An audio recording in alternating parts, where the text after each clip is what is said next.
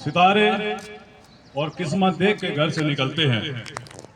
जो बुज़दिल हैं वो किस्मत देख के घर से निकलते हैं, मगर हमें सफर की मुश्किलों से डर नहीं लगता कि हम बच्चों की सूरत देख के घर से निकलते हैं। Respected principal sir, all staff members, dear students, good morning all of you.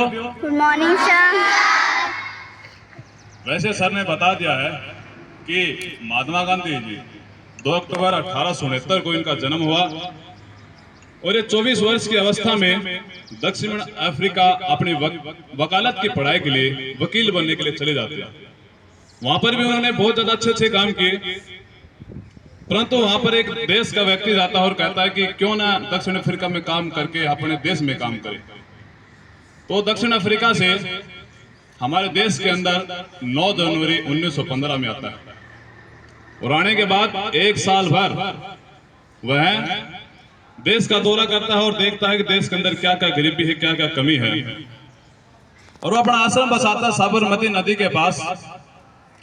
और 1917 से वो जुट जाता है। बिहार के चंपारण जिले में वह नींद आंदोलन करता है और उससे भी उसे नींद आंदोलन से जो लोग कानून जो बना रखा था अंग्रेजों से, उसे मुक्त कराया।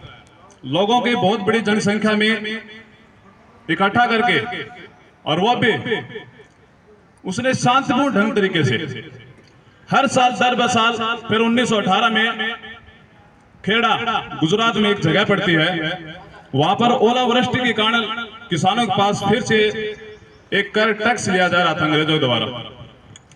फिर 1918 में वो भी खत्म करने का प्रयास किया। 1919 में जब जलियांवाला हत्याकांड होता है तो उसके विरोध में भी महात्मा गांधी अपने आंदोलन को इकट्ठा करता है। तो अंग्रेजों को पता चल जाता है कि ये जो व्यक्ति है ये हर साल भीड़ इकट्ठा कर लेता है और हमें झुकना पड़ता है। अगर ऐसा चलता रहा तो एक दिन हमें देश से छोड़कर जाना पड़ेगा। क्यों जाना पड़ेगा? क्योंकि अंग्रेज कमजोर हो चुके थे। जब 1914-1918 के बीच में प्रथम विश्व युद्ध चलता है तो इतने मजबूत नहीं रहते हैं। वो जलियांवाला हत्याकांड पूरे देश को हिला देती है। इसके विरोध में महात्मा गांधी ऐसे आंदोलन शुरू करते हैं। ऐसे करते करते हर साल ना जाने कितने आंदोलन खड़ा करते हैं। और 1857 से लेकर 1916 के बीच में इतना कोई घटना नहीं रही जो हमारे देश के लिए एक आंदोलन के रूप में जानी जाए। जब देश के अंदर महात्मा गांधी आते हैं 9 जनवरी को, तब से आंदोलन खड़ा होना शुरू कर देता सिर्फ अकेला व्यक्ति बिना सर पर कपड़े पहने हुए।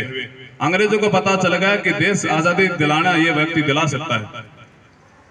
तो देश धीरे धीरे आंदोलन चलता रहे। अनेक फ्रीडम फाइटर आते रहे, भगत सिंह आते रहे, लाल बहादुर शास्त्री आते रहे। मैं लाल बहादुर शास्त्री की 2 बात बताऊंगा। जब भारत पाकिस्तान का युद्ध हो रहा था, जो ताशकंद समझौता के लिए अंतर्राष्ट्रीय मंच पर ये जाते हैं और अंतर्राष्ट्रीय मंच पर इनको जहर देकर के मार दिया जाता है। हमने पाकिस्तान की जमीन हथिया ली थी और हथियाने के बाद अंतर्राष्ट्रीय मंच पर समझौता होना था, सभी देश के लोग आए हुए थे।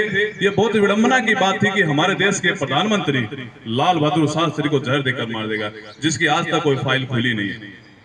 बस राजनेता, कुछ लोग, कुछ लेखक और राइटर उसको तोड़ मोड़ करके पेशकश कर देते हैं। सच्चाई का किसी को मालूम नहीं।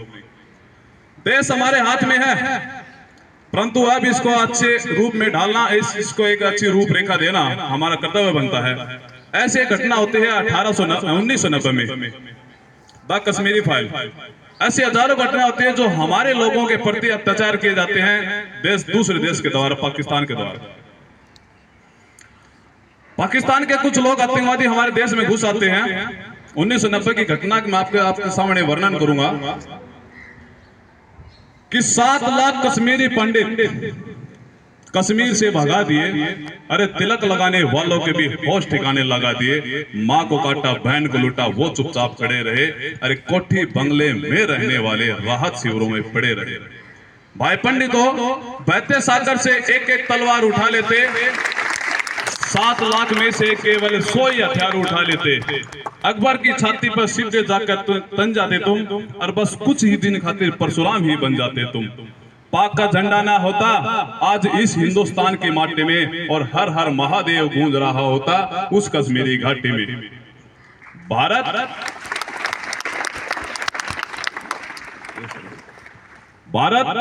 एक जमीन का टुकड़ा नहीं है, यह जितना जागता राष्ट्र पुरुष है। यह अभिनंदन की धरती है, वंदन की धरती है, चंदन की धरती है। यह अर्पण की भूमि है, तर्पण की भूमि है। इसकी नदी नदी गंगा है, इसका कंकड़ कंकड़ शंकर है।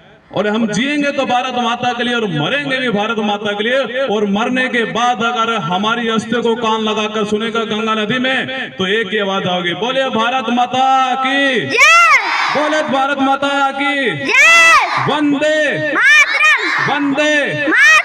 Thank you all of you. जय हिंद।